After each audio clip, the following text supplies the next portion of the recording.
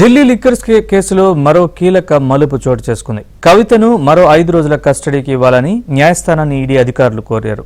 అయితే కవిత నుంచి ఇంకా కొంత సమాచారం రాబట్టాల్సి ఉందని, మిగతా నిందితులతో కలిపి విచారించాలని ఈడీ కోరింది. ఈడీ వాదనలు విన్న రౌజ్ రెవెన్యూ కోర్టు కవితను మరో 3 రోజుల కస్టడీకి అనుమతించింది.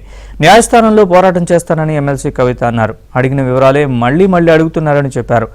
ఎన్నికల సమయంలో ఇన్ని అరెస్టులు చేయడం సరికాదన్నారు.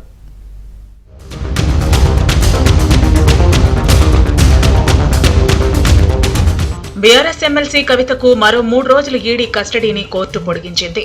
26వ తేదీ ఉదయం 11 గంటలకు కోర్టులో హాజరుపరచాలని ఢిల్లీలోని సీబీఐ ప్రత్యేక కోర్టు ఆదేశించింది. వారం రోజుల ఈడీ కస్టడీ ఇవాళ్టితో ముగియడంతో ఆమెను ఢిల్లీలోని సీబీఐ ప్రత్యేక కోర్టులో ఈడీ అధికారులు హాజరుపరిచారు. ఆమె నుంచి మరింత సమాచారం రాబట్టే క్రమంలో మరో 5 రోజులు కస్టడీ కొనసాగించాలని ఈడీ అధికారులు కోరారు. మెడికల్ టెస్టులు నిర్వహిస్తున్నామని కోర్టుకు తెలిపారు. దీంతో కోర్టు మరో 3 రోజులు కస్టడీని పొడిగించింది. ఢిల్లీ సీఎం కేజ్రీవాల్ తో పాటు కవితను ఒకేసారి విచారించే అవకాశాలున్నట్టు తెలుస్తోంది.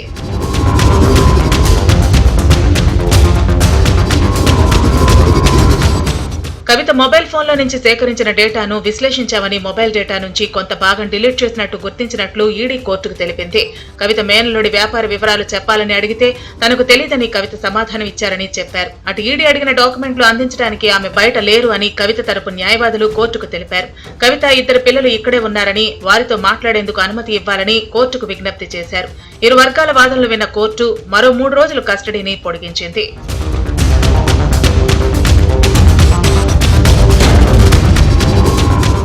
కవిత రిమాండ్ రిపోర్టులో పలు కీలక అంశాలను ప్రస్తావించారు ఈడీ అధికారులు. విచారణకు కవిత సహకరించడం లేదని, ఏ అంశాలు అడిగినా తెలియదంటూ సమాధానం చెప్తున్నారన్నారు.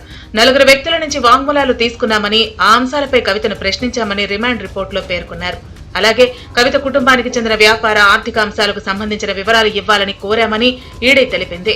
ఆమెను కుటుంబ సభ్యులు, న్యాయవాది కలిసే సమయంలో డాక్యుమెంట్స్ వివరాలు అందిస్తామని, ఇప్పటి వరకు న్యాయవాది, కుటుంబ సభ్యులు ఎలాంటి డాక్యుమెంట్స్ అందించలేదని ఈడీ ఆరోపిస్తోంది. అలాగే మేకా శరణ్ గురించి ఈడీ అధికారులు కవితను అడిగితే తనకు తెలియదన్నారు.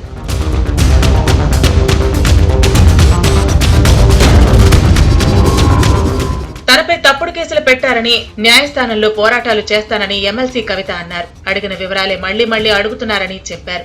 ఎన్నికల సమయంలో ఇన్ని అరెస్టులు చేయడం సరికాదన్నారు. కేంద్ర ఎన్నికల సంఘం వెంటనే జోక్యం చేసుకోవాలన్నారు.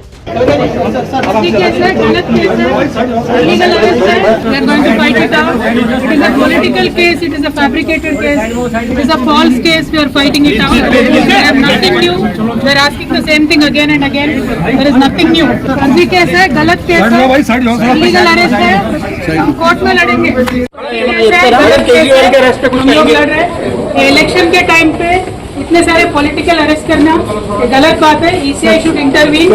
ECI should definitely intervene and protect the democracy in this country. Election के बीचों बीच में पॉलिटिशियन का क्यों हो रहा है अरेस्ट? ఇదిలా ఉంటే హైదరాబాద్ లోని కవిత బంధువుల నివాసాల్లో ఈడీ అధికారులు మెరుపు దాడులు నిర్వహించారు. కవిత ఆడపడుచు అఖిల నివాసంలో శనివారం ఉదయం నుంచి సాయంత్రం వరకు సోదాలు నిర్వహించారు.